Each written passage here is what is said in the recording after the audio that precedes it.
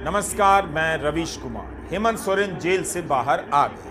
5 महीने तक जेल में रहने के बाद हेमंत सोरेन का जमानत पर बाहर आना बड़ी खबर नहीं है। बड़ी खबर है एक राज्य के मुख्यमंत्री को बिना ठोस सबूतों के उठाकर जेल में डाल देना और उसका भरी अदालत में 5 महीने के बाद एक्सपोज हो जाना।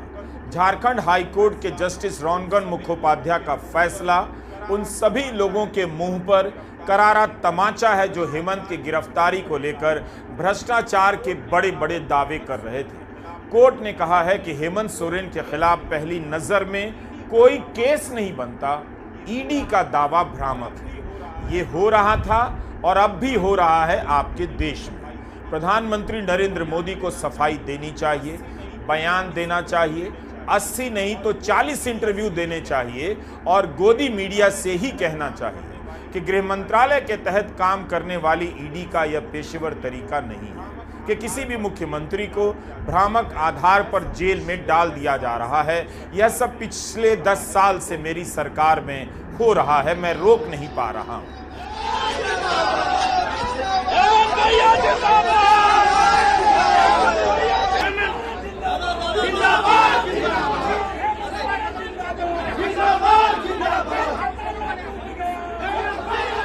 अगर हेमंत सोरेन को बनी बनाई बातों पर जेल में डाला गया है तो सोचिए दिल्ली के मुख्यमंत्री अरविंद केजरीवाल के साथ क्या हो रहा होगा, मनीष सिसोदिया और सत्येंद्र जैन के साथ क्या हो रहा होगा। दो मुख्यमंत्री को क्या इसलिए जेल में डाला गया होगा ताकि किसी को पता था कि जनता में विश्वास खो चुके हैं, जीतने का यही अंतिम तरीका है कि विपक्ष के कुछ नेताओं को जेल में डाला जाए, जेल का डर दिखाकर विपक्ष से बहुत सारे नेताओं को तोड़कर बीजेपी में लाया जाए। आज केवल हेमंत सोरेन बाहर नहीं आए हैं, बल्कि वो सारे राज बाहर आ गए जिनके सहारे 10 साल से इस देश में विपक्ष को तोड़कर मनमाने तरीके से राज किया जा रहा था। आज मैं बहुत कुछ नहीं कहूंगा, लेकिन आज अंतोगत्वा मैं फिर से राज्य की जनता के बीच में हूं और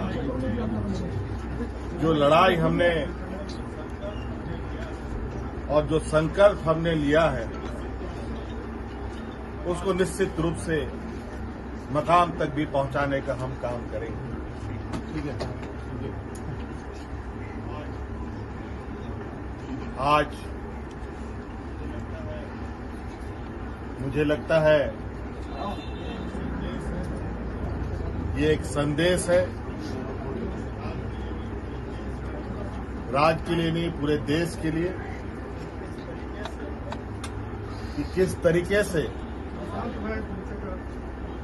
हमारे विरुद्ध षड्यंत्र रचा गया है। अभी कानून के जो आदेश हैं वो आपके सामने आपको देखने को मिलेगा और किन बातों को उसमें उद्धृत किया गया है वो भी आपको देखने को मिलेगा। मैं अपनी जबान से कहना नहीं चाहता। 5 महीने तक जेल में रहने के बाद हेमंत सोरेन ने खुली हवा में सांस ले ली। झारखंड हाई कोर्ट के जस्टिस आर मुखोपाध्याय ने अपने फैसले में कहा है, विश्वास करने का पर्याप्त कारण नहीं है कि हेमंत सोरेन ने मनी लॉन्ड्रिंग की। बताइए। और मनी लॉन्ड्रिंग के आरोप में हेमंत सोरेन को 5 महीने के लिए जेल में रखा गया। जेल से बाहर आने के बाद अपने परिवार के साथ हेमंत सोरेन की यह तस्वीर है। पिता शिबू सोरेन के साथ बैठे हैं, पत्नी कल्पना सोरेन भी है, परिवार के बच्चे भी हैं। इस खुशी में उनका अपने ही घर में इस तरह से स्वागत किया गया जैसे किसी मोर्चे से लौटे हों। वाकई मोर्चे से ही लौटे हैं। एक बहुत बड़े झूठ की दीवार को तोड़कर एक पूर्व मुख्यमंत्री 5 महीने के बाद जेल से अपने घर आया है। जब मनी लॉन्ड्रिंग का सबूत ही नहीं था तब किस बात के लिए हेमंत सोरेन को 5 महीने जेल में रखा गया। आपको याद है हेमंत ने जेल जाने से पहले विधानसभा में क्या कहा था? यही कि मेरे खिलाफ कोई सबूत नहीं, मुझे जेल भेजा जा रहा है, फिर भी मैं आंसू नहीं बहाऊंगा।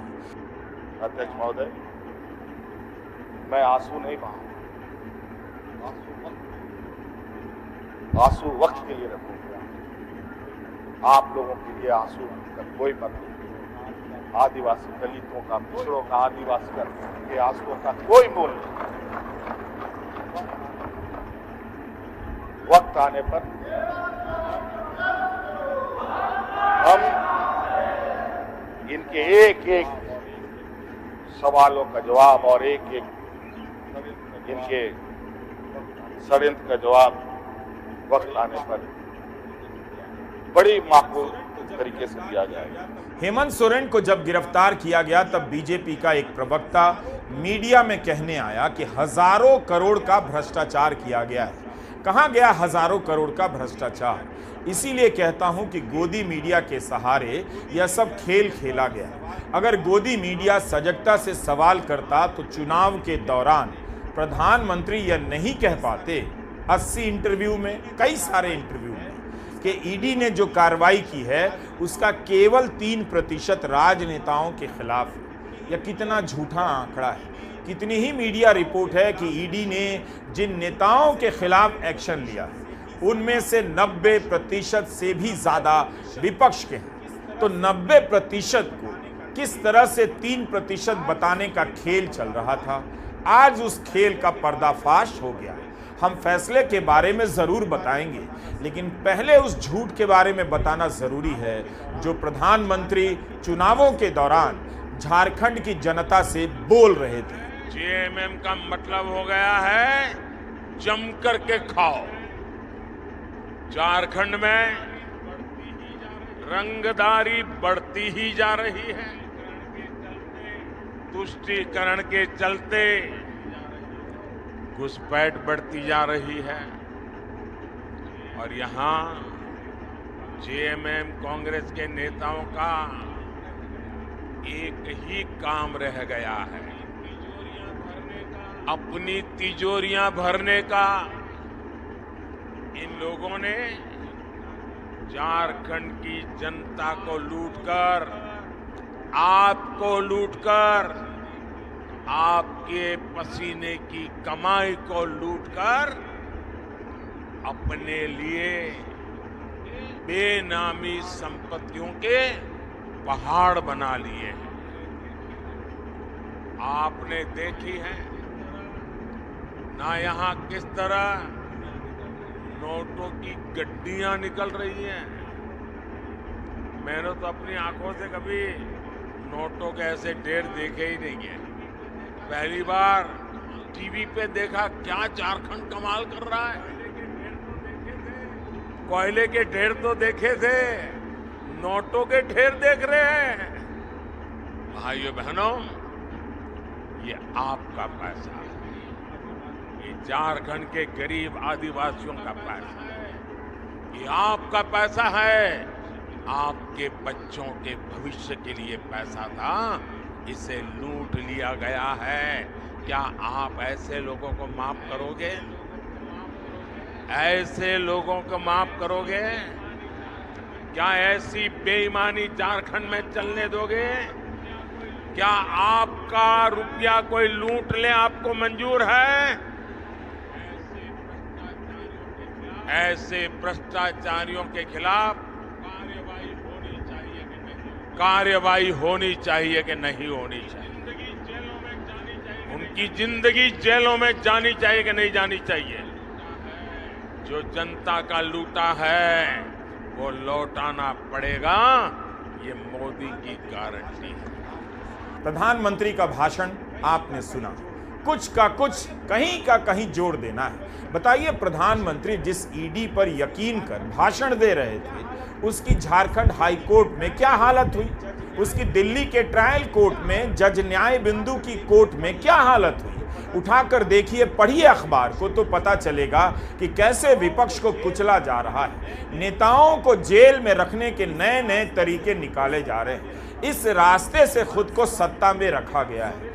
विधानसभा में हेमंत सोरेन ने चैलेंज किया था कि जिस जमीन के मालिक होने के आरोप में उन्हें गिरफ्तार किया जा रहा है, कोई साबित कर दिखाए कि उन्होंने मनी लॉन्ड्रिंग की है हिम्मत सदन में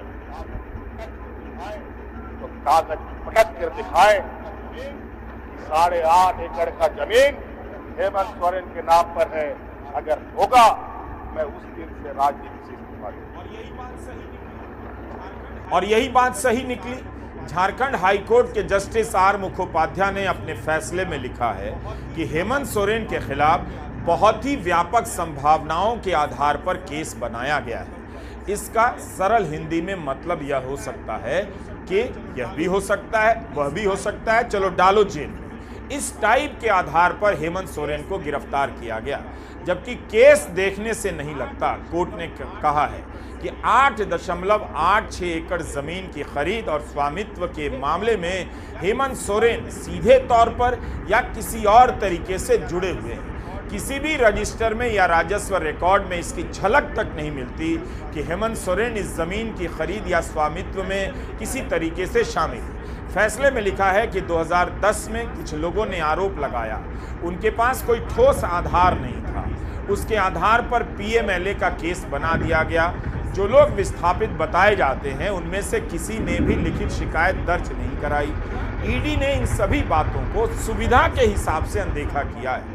अगर किसी के साथ ऐसा हुआ है तो अथॉरिटी से संपर्क करना चाहिए था, जो इस केस में नहीं हुआ। कोर्ट ने कहा है कि प्रवर्तन निदेशालय का यह दावा कि उसकी समय पर कार्रवाई में रिकॉर्ड में हेराफेरी और धोखाधड़ी करके भूमि के अवैध अधिग्रहण को रोक दिया गया था, यह अस्पष्ट बयान प्रतीत होता है। जब इसे धारा 50 पीएमएलए 2002 के तहत दर्ज किए गए कुछ बयानों के अनुसार, और वह भी 2010 के बाद के बयानों के आधार पर, इस आरोप की पृष्ठभूमि में देखा जाए कि भूमि पहले ही अधिग्रहित की जा चुकी थी और याचिकाकर्ता के पास थी। ईडी, सीबीआई, इनकम टैक्स, जिनको देश के विशेष और काफी संवेदनशील व्यवस्थाएं कही जाती है, जहां करोड़ों रुपया, 12 लाख 14 लाख करोड़ रुपया लगा कर इनके सहयोगी विदेश में जाके बैठे हैं, उनका एक बाल बाका करने का औकात इनके पास नहीं है। इनके पास औकात है देश के आदिवासी, दलित, पिछड़े के ऊपर, और बेगुनाह लोगों पर, और उसमें भी गुनाह किया हो तब की बात तो अलग है, बेगुनाहों पर अत्याचार। आज मुझे किस लिए अरेस्ट किया गया है? 8.5 एकड़ जमीन से घोटाले पर। अगर है हिम्मत सदन में तो कागज पटक कर दिखाए कि 8.5 एकड़ का जमीन हेमंत सोरेन के नाम पर है। अगर होगा मैं उस दिन से राजनीति से इस्तीफा दूंगा। अध्यक्ष महोदय, जब राजनीतिक रूप से ये नहीं सके तो ऐसे ही बैकडोर से हमला करें, पीठ पर हमला करें।